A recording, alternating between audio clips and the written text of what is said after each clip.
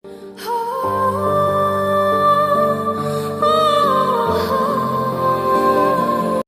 সবশেষে তুমি অন্য কারোর পাশে।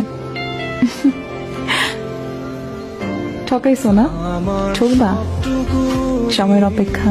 স্বামী কিনা আমি জানি না, আমি চেষ্টা করি, হয়তো বা একদমই ভালো স্বামী না আমি, খুব একটা বাসায় সময় দিতে পারি না, ওয়াইফকে খুব একটা টাইম দিতে পারি না, মনে হয় না খুব একটা ভালো স্বামী। ইকরার যে ভিডিও ডিলিট করে দিয়েছে তার স্বামী আলভি। এবার বেরিয়ে এসেছে চাঞ্চল্যকর তথ্য।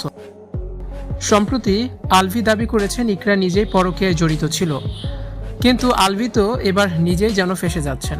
ইকরা আলভির জন্য একটা ভিডিও রেকর্ড করে রেখেছিলেন, সেই ভিডিওটি মৃত্যুর আগে আলভিকে তিনি পাঠিয়েছেন, কিন্তু তদন্তে উঠে এসেছে সেই ভিডিওটি গায়েব করে ফেলেছেন আলভি, তথা ভিডিওটি তিনি ডিলিট করে দিয়েছেন। মোবাইলের ফরেনসিক রিপোর্ট থেকে এমনই চাঞ্চল্যকর তথ্য পাওয়া গেছে।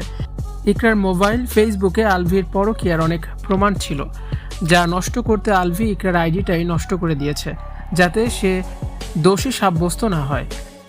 সোশ্যাল মিডিয়ায় প্রায়ই আলভিকে উদ্দেশ্য করে নানান পোস্ট করত ইকরা। দুশ্চিন্তা, হতাশার সুর দিয়ে নিজের কথাগুলোই তিনি বলতেন। এত কষ্ট বুকে নিয়ে নিজেকে সুখী প্রমাণ করতেন সব জায়গাতে। দেখে মনে হবে না তার ভেতরে এত কষ্ট লুকিয়ে আছে। আলভি নেপাল যাওয়ার পরই ইকরা নির্মম সিদ্ধান্ত নেয়। নেপাল যাওয়ার সময় আলভিকে বেশ হাসি মুখেই খুব ভালোভাবে বিদায় দিয়েছিলেন ইকরা।